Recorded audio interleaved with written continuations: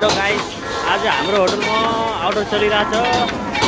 यो हाम्रो सुशील सेफ यो फ्राइड राइस खानु लाग्छ कि यहाँ फ्राइड राइस कस्तो हिलाइरहेछ हेर भाइ।